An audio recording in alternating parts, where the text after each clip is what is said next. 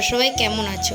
আশা করছি আমার এই ভিডিওটা তোমরা যে যেখান থেকে দেখছো সবাই খুব ভালো আছো এবং সুস্থ আছো। আজকের ভিডিওটা শুরু করলাম সকাল 7:30 থেকে। মেয়ের পরীক্ষা, তাই মেয়েকে রেডি করিয়ে পাঠিয়ে দিলাম স্কুলে।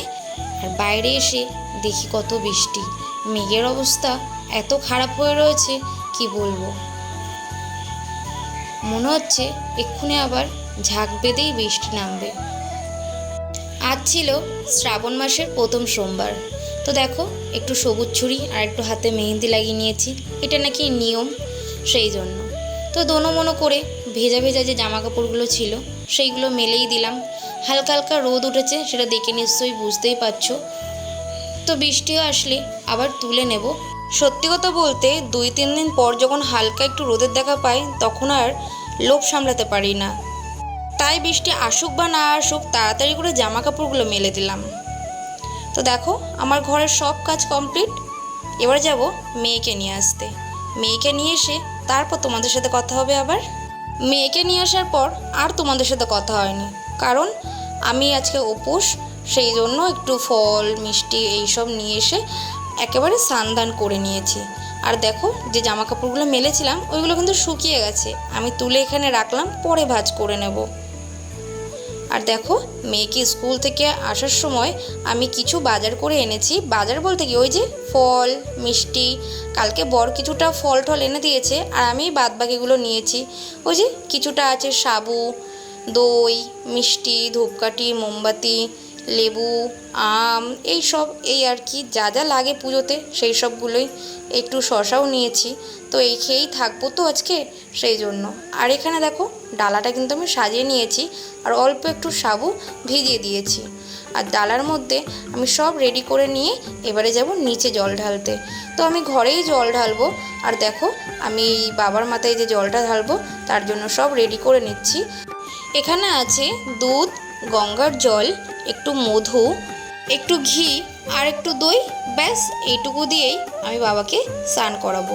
তো প্রথমে দেখো, ঘি দিয়ে আমি ভালো করে বাবাকে আগে গায়েটায় মাখিয়ে দিলাম। তারপরে ফুল আর বেলপাতা দিয়ে আমি এবার বাবার মাথায় এই জলটা ঢেলে দিলাম। তো ওই যে মন্ত্র বলতে ওং নমঃ শিবায় এইটুকু বলেই বাবার মাথায় জল ঢাললাম।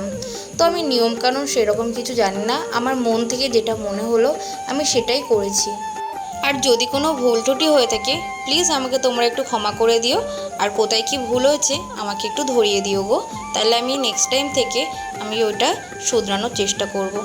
চলো তোমাদেরকে একটু আমাদের সিংহাসনটা ভালো করে ঘুরিয়ে দেখাই। ওপরে আছে জগন্নাথ, রাধাকৃষ্ণ, আর এখানে আছে দেখো আমাদের ছোট্ট গপু। গপুর সাথে সেই গাড়িটা কিন্তু আছে, যেটা মেলা দিয়ে আমরা কিনে এনেছিলাম। আর নিচে আছে লক্ষ্মীনারায়ণ, বাবা লোকনাথ, বাবা শিখ, মা কালী। তো যাই হোক বন্ধুরা, এইদিকে দেখো আমি ফল বানিয়ে ফল ও মিষ্টি দিয়ে আমি ঠাকুরকে সেবা লাগিয়ে দিলাম।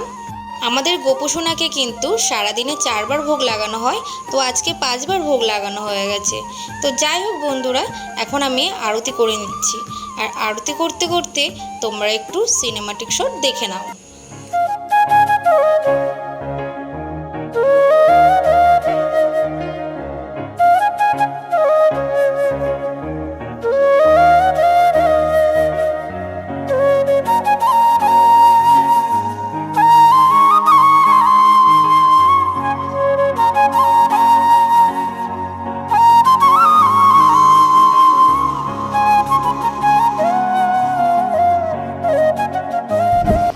বন্ধুরা, এই কিছুক্ষণ আগে পুজো দিয়ে আসলাম, এসে দোতলায় গেছিলাম পুজো দিতে। তোমার আর এক্ষুনি সাবু মাখা খেলাম, একটু সাবু, একটা বাতাসা, 2টো বাতাসা আর একটু কলা দিয়ে সেটা খেলাম।